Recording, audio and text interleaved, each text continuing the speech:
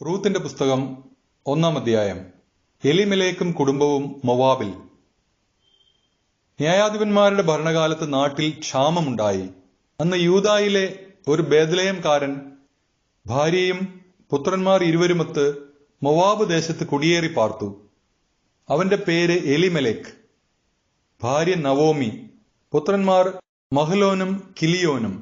അവർ യൂദായിലെ ബേത്ലഹേമിൽ നിന്നുള്ള എഫ്രാത്യരായിരുന്നു. അവർ മൊവാബിൽ താമസമാക്കി. നവോമിയുടെ ഭർത്താവ് എലിമെലേക്ക് മരിച്ചു. അവളും പുത്രന്മാരും ശേഷിച്ചു. പുത്രന്മാർ ഓർഫ, റൂത്ത് എന്നീ മൊവാബി സ്ത്രീകളെ വിവാഹം ചെയ്തു. 10 വർഷത്തോളം അവർ അവിടെ കഴിഞ്ഞു. അങ്ങനെയിരിക്കെ മഹ്ലോനും കിലിയോനും മരിച്ചു. നവോമിക്ക് ഭർത്താവും പുത്രന്മാരും നഷ്ടപ്പെട്ടു. നവോമിയും റൂത്തും ബേത്ലഹേമിലേക്ക്. കർത്താവ് തന്റെ ജനത്തെ ഭക്ഷണം നൽകി അനുഗ്രഹിക്കുന്നു എന്ന് കേട്ട് നവോമി മരുമക്കളോടുകൂടെ മൊവാബിൽ നിന്ന് തിരികെ പോകാനൊരുങ്ങി. അവൾ താമസിച്ചിരുന്ന സ്ഥലത്ത് നിന്ന് മരുമക്കളോടുകൂടെ പുറപ്പെട്ട് യൂദയായിലേക്കുള്ള വഴിയിലെത്തി. അപ്പോൾ നവോമി മരുമക്കളോട് പറഞ്ഞു, നിങ്ങൾ മാതൃഭവനങ്ങളിലേക്ക് മടങ്ങിപ്പോകുവിൻ. മരിച്ചവരോടും എന്നോടും നിങ്ങൾ കരുണ കാണിച്ചു. കർത്താവ് നിങ്ങളോടും കരുണ കാണിക്കട്ടെ. വീണ്ടും വിവാഹം ചെയ്ത് കുടുംബജീവിതം നയിക്കാൻ കർത്താവ് നിങ്ങളെ അനുഗ്രഹിക്കട്ടെ.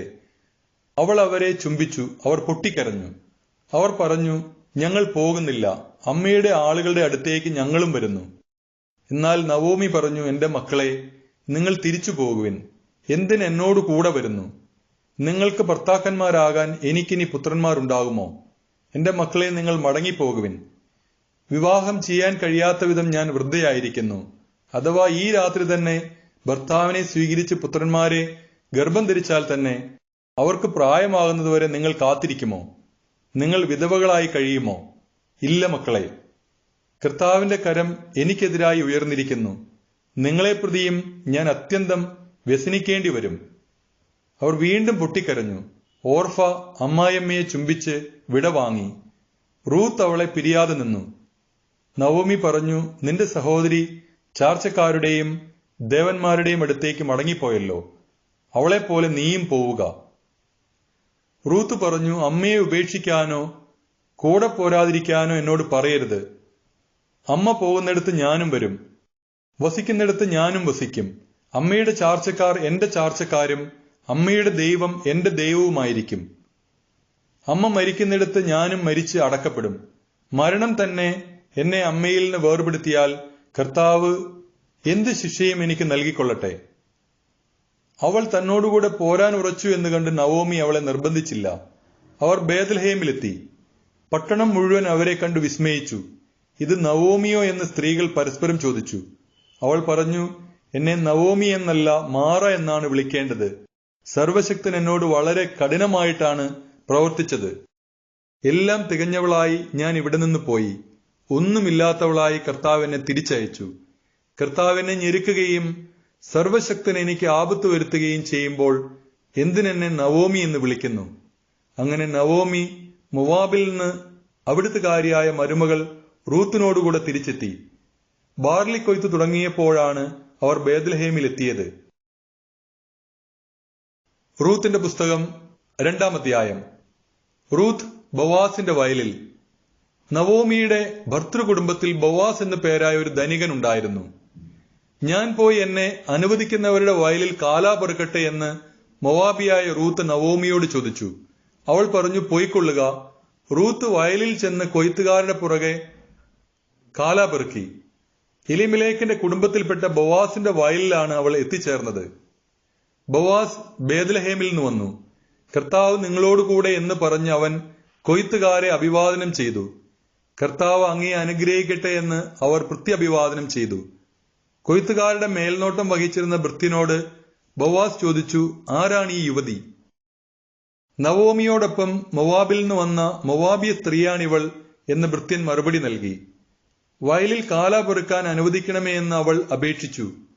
രാവിലെ മുതൽ ഇതുവരെ വിശ്രമമില്ലാതെ കാലാ പെറുക്കുകയാണ്. അപ്പോൾ ബോവാസ് റൂത്തിനോട് പറഞ്ഞു, മകളെ, കാലാ പെറുക്കാൻ ഇവിടം വിട്ട് മറ്റു വയലുകളിൽ പോകേണ്ട. എന്റെ ദാസിമാരുടെ കൂടെ ചേർന്നുകൊള്ളുക. അവർ കൊയ്യുന്നത് എവിടെയെന്ന് നോക്കി അവരെ പിന്തുടരുക. നിന്നെ ശല്യപ്പെടുത്തരുതെന്ന് ഭൃത്യന്മാരോട് ഞാൻ പറഞ്ഞിട്ടുണ്ട്. നിനക്ക് ദാഹിക്കുമ്പോൾ അവർ കോരി വെച്ചിട്ടുള്ള വെള്ളം കുടിക്കാം. അവൾ സാഷ്ടാംഗം പ്രണമിച്ചുകൊണ്ട് ബോവാസിനോട് പറഞ്ഞു, അന്യനാട്ടുകാരിയായ എന്നോട് കരുണ തോന്നാൻ ഞാൻ അങ്ങേക്ക് എന്ത് നന്മ ചെയ്തു? ബോവാസ് പറഞ്ഞു, ഭർത്താവിന്റെ മരണത്തിന് ശേഷം നീ അമ്മായിയമ്മയ്ക്കു വേണ്ടി ചെയ്തതും മാതാപിതാക്കളെയും സ്വദേശത്തെയും വിട്ട് അപരിചിതരായ ജനത്തിന്റെ ഇടയിൽ വന്നതുമെല്ലാം എനിക്കറിയാം. നിന്റെ പ്രവൃത്തികൾക്ക് കർത്താവ് പ്രതിഫലം നൽകും. നീ അഭയം പ്രാപിച്ചിരിക്കുന്ന ഇസ്രായേലിന്റെ ദൈവമായ കർത്താവ് നിന്നെ സമൃദ്ധമായി അനുഗ്രഹിക്കും. അപ്പോൾ റൂത്ത് പറഞ്ഞു, യജമാനനെ, അങ്ങ് എന്നോട് വലിയ ദയയാണ് കാണിക്കുന്നത്. എന്തെന്നാൽ ഞാൻ അങ്ങയുടെ ദാസിമാരിൽ ഒരുവളല്ല. എങ്കിലും ഈ ദാസിയെ ആശ്വസിപ്പിക്കുകയും കരുണയോടെ സംസാരിക്കുകയും ചെയ്തു. ഭക്ഷണ സമയത്ത് ബോവാസ് അവളോട് പറഞ്ഞു, വന്ന് ഭക്ഷണം കഴിക്കൂ, വീഞ്ഞിൽ മുക്കി അപ്പം ഭക്ഷിച്ചുകൊള്ളൂ. അങ്ങനെ അവൾ കൊയ്ത്തുകാരുടെ കൂടെ ഇരുന്നു. അവൻ അവൾക്ക് മലർ കൊടുത്തു. അവൾ ഭക്ഷിച്ചു തൃപ്തയായി. ബാക്കിയും വന്നു. അവൾ കാല പെറുക്കാൻ എഴുന്നേറ്റപ്പോൾ ബോവാസ് ഭൃത്യന്മാരോട് പറഞ്ഞു, അവൾ കറ്റകളുടെ ഇടയിൽ നിന്നും ശേഖരിച്ചു കൊള്ളട്ടെ. അവളെ ശകാരിക്കരുത്. കറ്റകളിൽ നിന്ന് കുറേശ്ശെ വലിച്ചൂരി അവൾക്ക് പെറുക്കാനിടണം. അവളെ ശാസിക്കരുത്. അങ്ങനെ അവൾ സന്ധ്യ വരെ കാല പെറുക്കി. മെതിച്ചപ്പോൾ ഏകദേശം 1 ഏഫ ബാർലി ഉണ്ടായിരുന്നു. അവൾ അത് എടുത്തുകൊണ്ട് നഗരത്തിലേക്ക് പോയി. താൻ ശേഖരിച്ച ധാന്യം അമ്മായിയമ്മയെ കാണിച്ചു. ബാക്കി വന്ന ആഹാരം അവൾക്ക് കൊടുക്കുകയും ചെയ്തു. അമ്മായിയമ്മ ചോദിച്ചു, എവിടെയാണ് ഇന്ന് നീ കാല പെറുക്കിയത്? എവിടെയാണ് ഇന്ന് ജോലി ചെയ്തത്? നിന്നോട് കരുണ തോന്നിയ മനുഷ്യൻ അനുഗ്രഹീതനാകട്ടെ.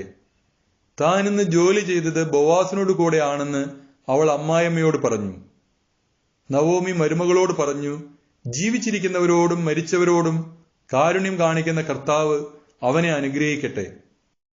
അവൾ തുടർന്നു, അവൻ നമ്മുടെ ബന്ധുവാണ്, ഉറ്റ ബന്ധു. റൂത്ത് പറഞ്ഞു, കൊയ്ത്തു മുഴുവൻ തീരുവോളം വേലക്കാരുടെ കൂടെ ഉണ്ടായിരിക്കണമെന്ന് അവൻ എന്നോട് പറഞ്ഞിട്ടുണ്ട്. നവോമി മരുമകളോട് പറഞ്ഞു, മറ്റു വയലുകളിൽ പോയി ശല്യം ഏൽക്കാനിടയാകാതെ നീ അവന്റെ ദാസിമാരുടെ കൂടെ പോകുന്നതാണ് നല്ലത്. അങ്ങനെ ബാർലിയുടെയും ഗോതമ്പിന്റെയും വിളവെടുപ്പ് കഴിയുന്നതുവരെ അവൾ ബോവാസിന്റെ ദാസിമാരോട് ചേർന്ന് നിന്ന് കാലാപെറുക്കി തന്റെ അമ്മായിയമ്മയോടൊത്ത് ജീവിച്ചു. റൂത്തിന്റെ പുസ്തകം 3-ാം അധ്യായം. ബോവാസിന്റെ മെതിക്കളത്തിൽ. നവോമി റൂത്തിനോട് പറഞ്ഞു, മകളെ, സന്തുഷ്ടമായ കുടുംബജീവിതത്തിൽ നിന്നെ പ്രവേശിപ്പിക്കുക എന്റെ കടമയല്ലേ? നീ ആരുടെ ദാസികളുമൊത്ത് ജോലി ചെയ്യുന്നുവോ ആ ബോവാസ് നമ്മുടെ ബന്ധുവാണല്ലോ. മെതിക്കളത്തിൽ ബാർലി പാറ്റുന്നതിന് അവൻ ഇന്ന് രാത്രി വരുന്നുണ്ട്. നീ കുളിച്ച് തൈലം പൂശി ഏറ്റവും നല്ല വസ്ത്രവും ധരിച്ച് മെതിക്കളത്തിലേക്ക് ചെല്ലുക. എന്നാൽ അവന്റെ അത്താഴം കഴിയുന്നതുവരെ അവൻ നിന്നെ തിരിച്ചറിയാൻ ഇടയാകരുത്. അവൻ ഉറങ്ങാൻ കിടക്കുന്ന സ്ഥലം നോക്കി വെക്കുക. പിന്നീട് നീ ചെന്ന് അവന്റെ കാലിൽ നിന്ന് പുതപ്പ് മാറ്റി അവിടെ കിടക്കുക. നീ ചെയ്യേണ്ടതെന്തെന്ന് അവൻ പറഞ്ഞു തരും. അമ്മ പറഞ്ഞതുപോലെ ഞാൻ ചെയ്യാമെന്നവൾ പറഞ്ഞു. അവൾ മെതിക്കളത്തിൽ ചെന്ന് അമ്മായിയമ്മ പറഞ്ഞതുപോലെ പ്രവർത്തിച്ചു. ഭക്ഷിച്ചും പാനം ചെയ്തും സന്തുഷ്ടനായപ്പോൾ ബോവാസ് ധാന്യക്കൊമ്പാരത്തിന്റെ അരികിൽ കിടന്നുറങ്ങി. അപ്പോൾ അവൾ സാവധാനം ചെന്ന് അവന്റെ കാലിൽ നിന്ന് പുതപ്പ് മാറ്റി അവിടെ കിടന്നു. അർദ്ധരാത്രിയിൽ അവൻ ഞെട്ടിയുണർന്നു. കാൽക്കൽ ഒരു സ്ത്രീ കിടക്കുന്നു. നീ ആരാണ്? അവൻ ചോദിച്ചു. ഞാൻ നിന്റെ ദാസിയായ റൂത്ത് ആണ് എന്ന് അവൾ പറഞ്ഞു. അങ്ങ് എന്റെ അടുത്ത ബന്ധുവാകയാൽ അങ്ങയുടെ വസ്ത്രം ഈ ദാസിയുടെ മേൽ വിരിച്ച് എന്നെ സ്വീകരിക്കുക. അവൻ മറുപടി പറഞ്ഞു, മകളെ, കർത്താവ് നിന്നെ അനുഗ്രഹിക്കട്ടെ. നീ ഇപ്പോൾ കാണിച്ചിരിക്കുന്ന ഔദാര്യം ആദ്യത്തേതിലും വലുതാണ്. യുവാക്കന്മാരെ, ധനികരോ ദരിദ്രരോ ആകട്ടെ, തേടാതെ നീ എന്റെ അടുക്കൽ വന്നല്ലോ. മകളെ, ഭയപ്പെടേണ്ട. നീ ആവശ്യപ്പെടുന്നത് എന്തും ഞാൻ നിനക്ക് ചെയ്തു തരാം. നീ ഒരു ഉത്തമ സ്ത്രീയാണെന്ന് നഗരത്തിലെ എന്റെ പരിചയക്കാർക്കെല്ലാം അറിയാം. ഞാൻ നിന്റെ അടുത്ത ബന്ധുവാണെന്നത് വാസ്തവം തന്നെ. എന്നാൽ എന്നേക്കാൾ അടുത്ത മറ്റൊരു ചാർച്ചക്കാരൻ നിനക്കുണ്ട്. ഈ രാത്രി ഇവിടെ കഴിയുക. ഏറ്റവും അടുത്ത ബന്ധുവിന്റെ ചുമതല അവൻ നിർവഹിക്കുമോ എന്ന് രാവിലെ അന്വേഷിക്കാം. അവൻ അത് ചെയ്താൽ നന്ന്. ഇല്ലെങ്കിൽ ഉറ്റ ബന്ധുവിന്റെ കടമ കർത്താവാണെ ഞാൻ നിർവഹിക്കും. പ്രഭാതം വരെ നീ ഇവിടെ കിടന്നുകൊള്ളുക. അവൾ അവന്റെ കാൽക്കൽ കിടന്നു. അതിരാവിലെ ആളറിയുന്നതിന് മുമ്പേ അവൾ എഴുന്നേറ്റു. ബോവാസ് പറഞ്ഞു, മെതിക്കളത്തിൽ ഒരു സ്ത്രീ വന്നെന്ന് ആരും അറിയരുത്. നിന്റെ മേലങ്കി വിരിച്ചു പിടിക്കുക. അവൻ 6 അളവ് ബാർലി അതിലിട്ട് അവളുടെ തലയിൽ വെച്ചു കൊടുത്തു. അവൾ നഗരത്തിലേക്ക് പോയി. വീട്ടിലെത്തിയപ്പോൾ അമ്മായിയമ്മ ചോദിച്ചു, മകളെ, എന്തുണ്ടായി? അവൻ ചെയ്തതെല്ലാം അവൾ വിവരിച്ചു പറഞ്ഞു. അമ്മായിയമ്മയുടെ അടുത്തേക്ക് വെറും കൈയോടെ പോകേണ്ട എന്ന് പറഞ്ഞ് ഈ 6 അളവ് ബാർലി അവൻ എനിക്ക് തന്നു. നവോമി പറഞ്ഞു, മകളെ, കാര്യങ്ങൾ എങ്ങനെയാകുമെന്ന് കാത്തിരുന്ന് കാണാം. കാര്യം തീരുമാനിക്കുന്നതുവരെ അവൻ അടങ്ങിയിരിക്കുകയില്ല. ഇന്ന് തന്നെ തീരുമാനിക്കും. റൂത്തിന്റെ പുസ്തകം 4-ാം അധ്യായം. റൂത്തിന്റെ വിവാഹം. ബോവാസ് നഗരവാതിൽക്കൽ ചെന്നു. അപ്പോൾ മുൻപ് പറഞ്ഞ ബന്ധു അവിടെ വന്നു. ബോവാസ് അവനോട് പറഞ്ഞു, സ്നേഹിത, ഇവിടെ വന്ന് അല്പനേരം ഇരിക്കൂ. അവൻ അങ്ങനെ ചെയ്തു. നഗരത്തിൽ നിന്ന് ശ്രേഷ്ഠന്മാരായ 10 പേരെ കൂടി ബോവാസ് വിളിച്ചു കൊണ്ടുവന്നു. ഇവിടെ ഇരിക്കുവിനെന്ന് അവരോടും പറഞ്ഞു. അവരും ഇരുന്നു. ബോവാസ് തന്റെ ബന്ധുവിനോട് പറഞ്ഞു, മൊവാബ് ദേശത്ത് നിന്ന് തിരിച്ചു വന്ന നവോമി നമ്മുടെ ബന്ധുവായ എലിമലേക്കിന്റെ നിലത്തിൽ ഒരു ഭാഗം വിൽക്കാൻ പോകുന്നു. അത് നിന്നെ അറിയിക്കണമെന്ന് ഞാൻ കരുതി. ഇവിടെ ഇരിക്കുന്നവരുടെയും എന്റെ ജനത്തിലെ ശ്രേഷ്ഠന്മാരുടെയും സാന്നിധ്യത്തിൽ നീ അത് വാങ്ങുക എന്ന് പറയണമെന്നും ഞാൻ ആഗ്രഹിച്ചു. മനസ്സുണ്ടെങ്കിൽ നീ അത് വീണ്ടെടുക്കുക. താല്പര്യമില്ലെങ്കിൽ എന്നെ അറിയിക്കുക. അത് വീണ്ടെടുക്കാൻ നീയല്ലാതെ മറ്റാരുമില്ല. നീ വീണ്ടെടുക്കുന്നില്ലെങ്കിൽ അത് ചെയ്യേണ്ട അടുത്ത ആൾ ഞാനാണ്. അവൻ പറഞ്ഞു, ഞാനത് വീണ്ടെടുക്കാം. അപ്പോൾ ബോവാസ് പറഞ്ഞു, നവോമിയിൽ നിന്ന് വയൽ വാങ്ങുന്ന ദിവസം തന്നെ മരിച്ചവന്റെ നാമം അവകാശികളിലൂടെ നിലനിർത്തുന്നതിനു വേണ്ടി അവന്റെ വിധവയും മൊവാബിയുമായ റൂത്തിനെയും കൂടി നീ സ്വീകരിക്കണം. അപ്പോൾ ബന്ധു പറഞ്ഞു, അത് സാധ്യമല്ല. കാരണം അതുവഴി എന്റെ അവകാശം നഷ്ടപ്പെടാനിടയാകും. വീണ്ടെടുക്കാനുള്ള അവകാശം നീ തന്നെ ഉപയോഗിച്ചുകൊള്ളുക. എനിക്കത് സാധ്യമല്ല. വീണ്ടെടുപ്പും കൈമാറ്റവും സംബന്ധിച്ച് ഇസ്രായേലിൽ മുൻപ് നിലവിലിരുന്ന നിയമം ഇതാണ്. ഇടപാട് സ്വീകരിക്കുന്നതിന് വേണ്ടി ഒരാൾ തന്റെ ചെരുപ്പൂരി മറ്റേയാളെ ഏൽപ്പിക്കും. ഇതായിരുന്നു ഇസ്രായേലിലെ നടപ്പ്. അതനുസരിച്ച് നീ വാങ്ങിക്കൊള്ളുക എന്ന് പറഞ്ഞ് ആ ബന്ധു തന്റെ ചെരുപ്പൂരി. അനന്തരം ബോവാസ് ശ്രേഷ്ഠന്മാരോടും മറ്റുള്ളവരോടും പറഞ്ഞു, എലിമലേക്കിന്റേതും മഹലോൻ, കിളിയോൻ എന്നിവരുടേതുമായ എല്ലാം നവോമിയിൽ നിന്ന് ഇന്ന് ഞാൻ വാങ്ങി എന്നതിന് നിങ്ങൾ സാക്ഷികളാണ്. മൊവാബിയെയും മഹലോനിന്റെ വിധവയുമായ റൂത്തിനെ ഭാര്യയായി ഞാൻ സ്വീകരിക്കുന്നു.